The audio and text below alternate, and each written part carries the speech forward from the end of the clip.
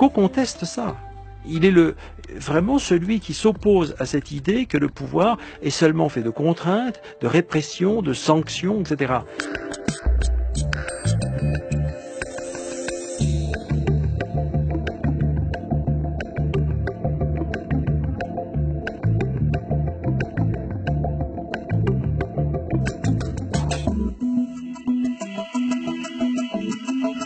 Si vous mettez en place une concurrence dans l'espace scolaire, comme on l'a fait par exemple en France à partir des années 80 en expérimentant des dérogations permettant aux parents de choisir leurs établissements. Vous mettez progressivement les individus dans des situations de choix. Ils ont à choisir quel établissement est le mieux pour leur enfant. Vous faites la même chose pour l'hôpital, vous faites la même chose pour les télécommunications et demain vous faites la même chose pour les chemins de fer.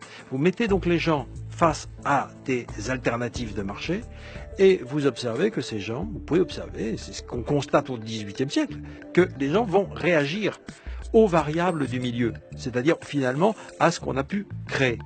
Et je pense que Foucault est celui qui le premier, ou en tout cas l'un des premiers, à avoir compris que ce qu'avait dit son grand maître Georges Canguilhem sur le milieu, le rapport du milieu et du vivant, pouvait parfaitement s'appliquer au domaine politique. Je crois qu'il y a là une leçon de philosophie politique extraordinaire qui évite de penser le pouvoir en termes de pure coercition. Parce que le pouvoir au bout du physique, comme disaient les gauchistes. Bon, Foucault conteste ça. Il est vraiment celui qui s'oppose à cette idée que le pouvoir est seulement fait de contraintes, de répression, de sanctions, etc. Au fond, on voit bien qu'il prend au sérieux le néolibéralisme. Quand le néolibéralisme, comme par exemple Hayek et beaucoup d'autres, décrivent le pouvoir comme un code de la route.